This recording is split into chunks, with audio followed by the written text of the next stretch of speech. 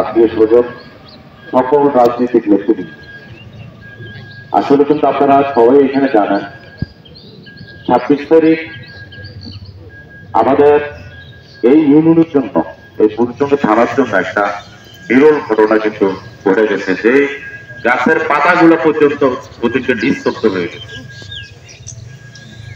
এখানে প্রত্যেকটা জানাজাতে আমি অংশগ্রহণ করেছি। যারা মরুন, যারা তার আগে 7 জন স্পট ডেড হয়েছে, তারা কিন্তু আমাদের পরিবারের লোক, খুব আপনজন।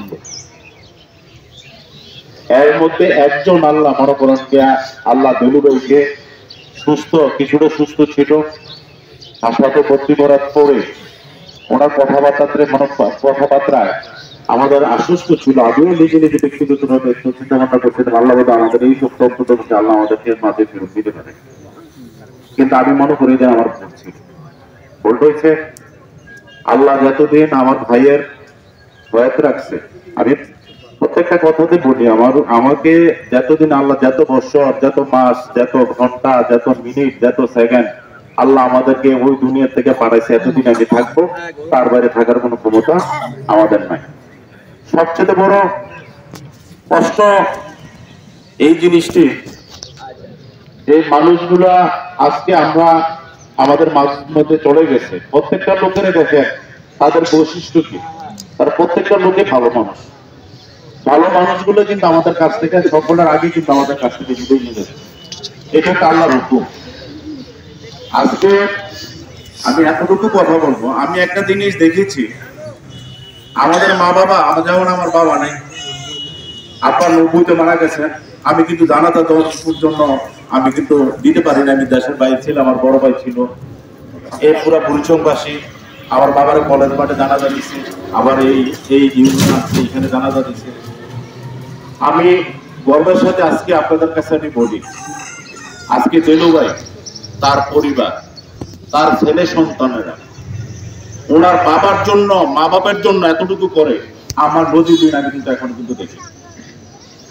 সর্বশেষ বাবার জন্য সর্বশেষ তার পরিবার সন্তানেরা যতটুকু প্রয়োজন, ঠিক এর থেকে আরো বেশি করার জন্য চেষ্টা করছে। তা আমাদের পরবর্তী জেনারেশন এই জিনিসটা মনে রাখতে হবে। আজকে আমরা আলো দেখেছি মা বাপের জন্য, অনেকে কিন্তু দেখি মা বাপের লোকে বেদবি করে। মা বাপের লোক আজকে এই জানি দেলু ভাই আমাদের কাছে বিদায় নিয়ে যাচ্ছে, ওনার সন্তানের কিন্তু তার বাবা মার পার নিচে কিন্তু ব্যস্ত, এটা কিন্তু সবাই কিন্তু এটা স্বীকার করে। আমার মা বাবার মনে যদি আমরা কষ্ট দেই, তাহলে আমরা জান্নাতে যাওয়ার কোনো সুযোগ নাই। আমি আমাদের পরবর্তী আমরা জেনারেশন এবং যারা পরবর্তী জেনারেশনকে আমি অনুরোধ করে বলবো, আমার বাতিজা ছোট ভাইয়েরা, তোমরা মা বাবার সেবা করবা। মা বাবার সেবা করলে পরবর্তী জেনারেশন তোমরা কিন্তু এইভাবে কিন্তু সেবা করবে। তোমরা জান্নাতে যাওয়ার জন্য সবচেয়ে বড় আল্লাহর ফরজ কামগুলোর পরে এই একটা কাজ হয়েছে গিয়া, তুমি জান্নাতে যাওয়ার জন্য এই একটা কাজও কিন্তু তোমার রাস্তায় খোলা আছে। আজকে খুব কষ্ট হয়, এই জানি ভাগিনা মনে করেন যে আসলে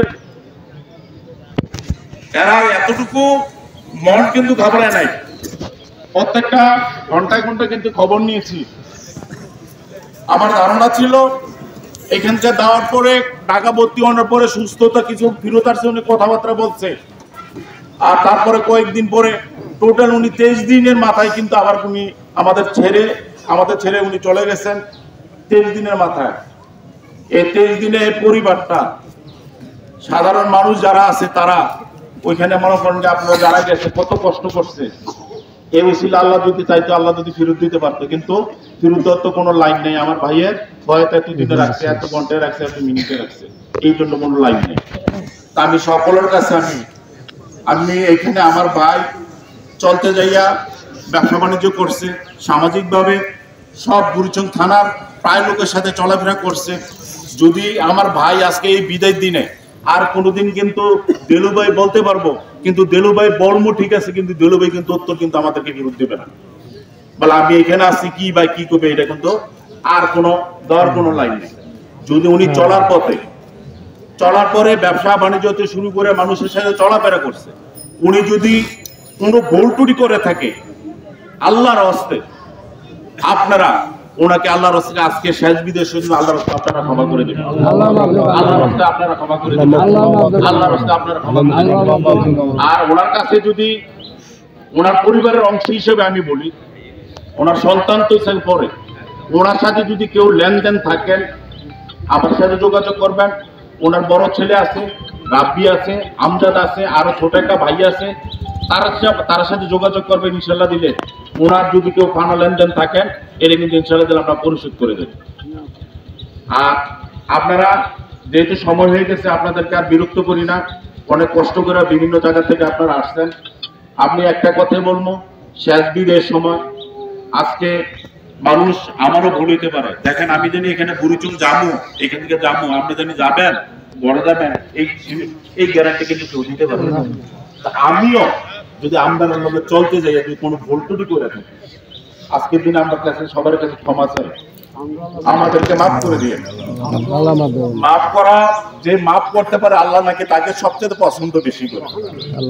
তা আপনারা আমাকে মাফ করে দিবেন, আর আমার এই বাড়িটাকে যাতে আল্লাহ সর্বোচ্চ জান্নাতের ফেরদৌসে সর্বোচ্চ স্থানে যাতে জায়গা করে দেয়, এই সবাই এই দোয়াটা করবেন। এই বলে আমার বক্তব্য শেষ করলাম। আসসালামু আলাইকুম ওয়া রাহমাতুল্লাহি ওয়া বারাকাতুহু।